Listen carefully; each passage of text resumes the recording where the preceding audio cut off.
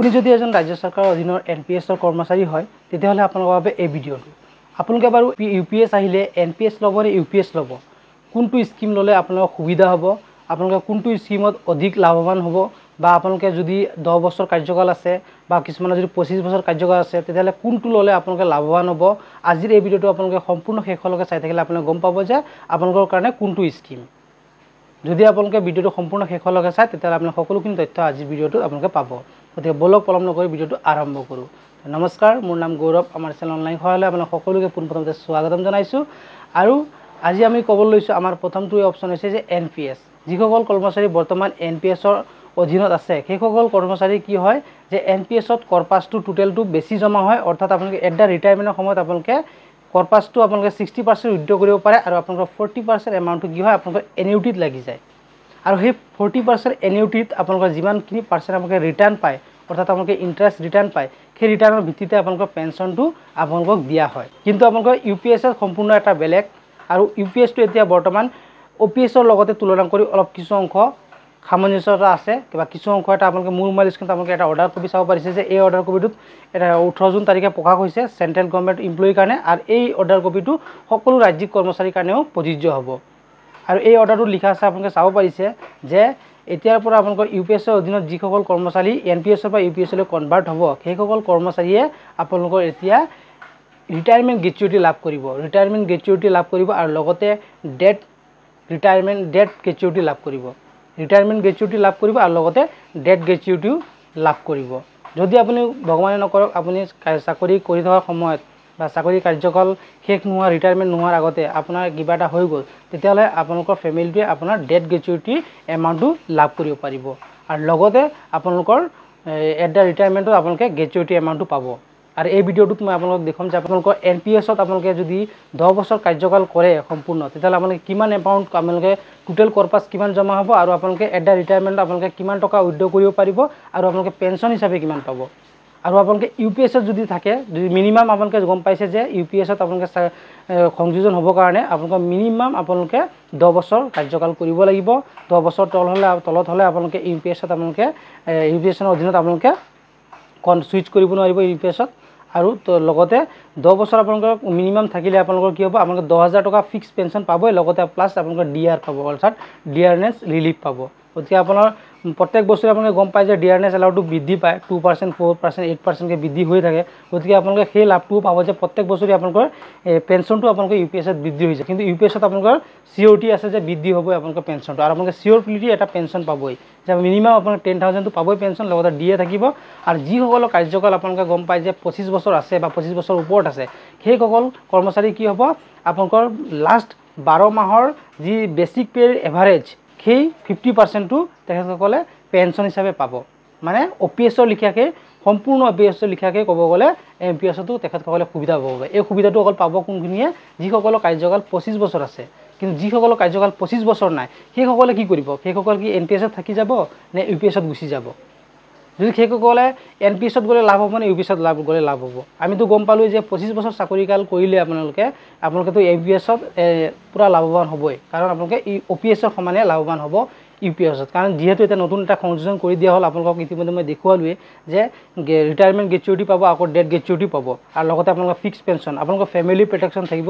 UPSত। কিন্তু আপোনালোকৰ NPSত কোনো ধৰণৰ ফেমিলি প্ৰটেকশ্যন নাথাকে, আৰু আপোনালোকৰ ফিক্স পেঞ্চন। কিন্তু আপোনালোকৰ UPSটো টোটেলি ডিপেণ্ড কৰে গভৰ্ণমেণ্টৰ ওপৰত, অৰ্থাৎ গভৰ্ণমেণ্টে আপোনালোকক ফিক্স কথাটো কৈ দিছে যে আপোনালোকে 10,000 টকা পেঞ্চন পাব, লগতে আপোনালোকে কি হ'ব, প্লাছ ডিয়াৰনেছ ৰিলিফটো আপোনালোকক দিয়া হ'ব। আৰু যিসকলে 25 বছৰ কাৰ্যকাল আছে সেইসকলকতো দিবই, OPSৰ সমানে তেখেতসকলেও পেঞ্চন পাবলৈ সক্ষম হ'বই। কিন্তু যিসকলৰ 10 বছৰ কাৰ্যকাল আছে সেইসকলে NPSত থাকিব নে UPSত থাকিব? যদি UPS আহি যায়, শুনিবলৈ পাইছোঁ যে 30 জুন তাৰিখলৈকে এখন অৰ্ডাৰ কপি ওলাব, যে এই অৰ্ডাৰ কপিখনত প্ৰত্যেকজন কৰ্মচাৰীৰ পৰা এটা মতামত লোৱা হ'ব যে তেখেতসকলে UPSত থাকিব নে NPSত থাকিব। অৰ্থাৎ এবাৰে আপোনালোকক সুযোগ দিয়া হ'ব। আপোনালোকে যদি এবাৰে আপোনালোকে UPSত গুচি যায় তেতিয়াহ'লে আপোনালোকে কিন্তু পুনৰাই কিন্তু NPSলৈ আহিব নোৱাৰিব, আপোনালোকে ওৱান টাইম চুইচ দিব। অৰ্থাৎ আপোনালোকে যদি NPSত আছে, NPSৰ পৰা আপোনালোকে এবাৰে UPSলৈ যাব পাৰিব, আকৌ UPSত গুচি যোৱাৰ পাছত কিন্তু আপোনালোকে NPSলৈ আহিব নোৱাৰে। আৰু NPSত যদি আপোনালোকে থাকে তেতিয়াহ'লে আপোনালোকে ভৱিষ্যতে সময়সীমা এটা বান্ধি দিব সেই সময়সীমাৰ ভিতৰত আপোনালোকে নিৰ্বাচন কৰিব লাগিব যে আপোনালোকে NPS-ত থাকিব নে UPS-ত থাকিব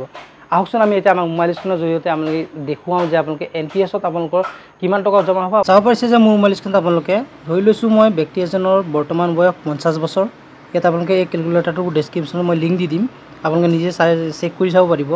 ধৰি লৈছোঁ 50 বছৰ আৰু তেখেতে ৰিটায়াৰমেণ্ট হ'ব 60 বছৰত তাৰপিছত তেখেতে ধৰি লওক 10 বছৰ চাকৰি কৰিলে ইয়াত চাব পাৰিছে টোটেল কণ্ট্ৰিবিউশ্যন ইয়াৰ 10 ইয়াৰ আৰু আই উড লাইক টু কণ্ট্ৰিবিউট ধৰিলোঁ তেওঁ মাহিলী 8,000 টকাকৈ তেওঁ NPS-ৰ ফাণ্ডত জমা কৰে আৰু তাৰপিছত তেওঁ এনুৱেল ইনক্ৰিজ কণ্ট্ৰিবিউশ্যন অৰ্থাৎ আমাৰ গম পাওঁৱে যে আমি চৰকাৰী কৰ্মচাৰী এজনৰ বছৰে কি তিনিটা ইনক্ৰিজ হয় তিনি ধৰণে দৰমহা বৃদ্ধি হয় এটা হ'ল আপোনালোকৰ জুলাই মাহত ইনক্ৰিমেণ্ট লাগে এটা 3% আৰু ধৰি ললোঁ DA দুবাৰ ইনক্ৰিমেণ্ট লাগে DA দুবাৰ ইনক্ৰিজ হয় 2% ধৰি ললোঁ মিনিমাম 4% টোটেল 3 আৰু 4 মিলাই হ'ল 7% আৰু মাই এক্সপেক্টেড ৰেট অফ ৰিটাৰ্ণ হ'ল 7% ধৰি লৈছোঁ ৰিটাৰ্ণ পাব আপোনালোকে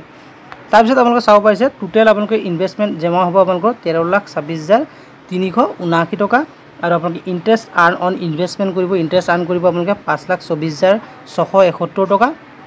আৰু টোটেল টেক্স আপোনালোকে ছেভিং কৰিব 3,97,914 টকা আৰু টোটেল একিউমুলেট কৰাৰ পাছত আপোনালোকৰ 18,51,050 টকা আৰু আপোনালোকে ইয়াৰে 40% আপোনালোকে এনুইটিত জমা কৰিবই লাগিব আৰু আপোনালোকে এট দ্য ৰিটায়াৰমেণ্ট আপোনালোকে NPS-ত 60% এমাউণ্ট উইথড্ৰ কৰিব পাৰিব কিন্তু আপোনালোকে UPS-ত 60% এবাবো আপোনালোকে উইথড্ৰ কৰিব পাৰিব তাৰপিছত আহোঁ আমি ধৰি ল'লোঁ আপোনালোকৰ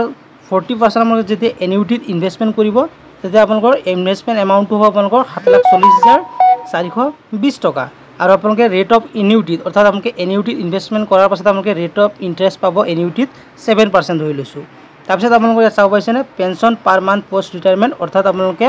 10 বছৰ চাকৰি কাৰ্যকাল যদি NPS-ৰ অধীনত আপোনালোকে কৰে তেতিয়াহ'লে আপোনালোকে 10 বছৰ পাছত 4,319 টকাকৈ পেঞ্চন পাব অৰ্থাৎ আপোনালোকে লামচাম এমাউণ্টটো আপোনালোকে উইথড্ৰ কৰিব পাৰিব 11,10,630 টকা কিন্তু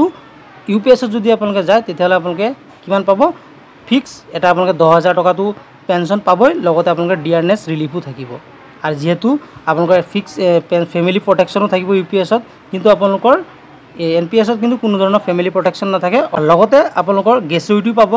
NPS-তো পাব গ্ৰেচুইটি আপোনালোকে UPS-তো পাব গ্ৰেচুইটি GIS-ৰ টকাও পাব আপোনালোকে সকলোখিনি সুবিধা পাব কিন্তু আপোনালোকে অনলি সুবিধাটো নাপায় খালি কি NPS-ত আপোনালোকে ফেমিলি প্ৰটেকশ্যন নাপায় UPS-ত আপোনালোকে ফেমিলি প্ৰটেকশ্যন পাব NPS-ত আপোনালোকে ফিক্স পেঞ্চন নাপায় আপোনালোকে UPS-ত আপোনালোকে ফিক্স পেঞ্চন পাব এইটোৱে আপোনালোকৰ পাৰ্থক্য গতিকে আপোনালোকে কোনটো বাছি ল'ব এইটো আপোনালোকৰ মতামত আপোনালোকে মোৰ এই কমেণ্ট বক্সত আপোনালোকে জনাব যদি আমাৰ এই ভিডিঅ'টো আপোনালোকে চাই ভাল পালে আৰু এনেকুৱা ধৰণৰ ভিডিঅ' আপোনালোকে পাই থাকিবলৈ বিচাৰে তেতিয়াহ'লে আমাক লাইক কৰিব কমেণ্ট কৰিব শ্বেয়াৰ কৰিব তেতিয়া আমি ভিডিঅ' প্ৰস্তুত কৰিবলৈ আৰু উৎসাহ পাম আৰু আমাৰ চেনেলত যদি আপোনালোকে পোনপ্ৰথমভাৱে চাই আছে চেনেলটো ছাবস্ক্ৰাইব কৰিব আৰু কাষত থকা বেল আইকনটো প্ৰেছ কৰি অল কৰি ল'ব তেতিয়া আমাৰ এনেকুৱা ধৰণৰ আহি থকা নতুন নতুন ভিডিঅ'বোৰ ন'টিফিকেশ্যন আপোনালোকে সকলোতকৈ আগত পাই থাকিব গতিকে আজিৰ ভিডিঅ'টো ইমান আছিলে পুনৰ লগ পাম এটা নতুন ভিডিঅ' লৈ জয় অসম বন্দে মাতৰম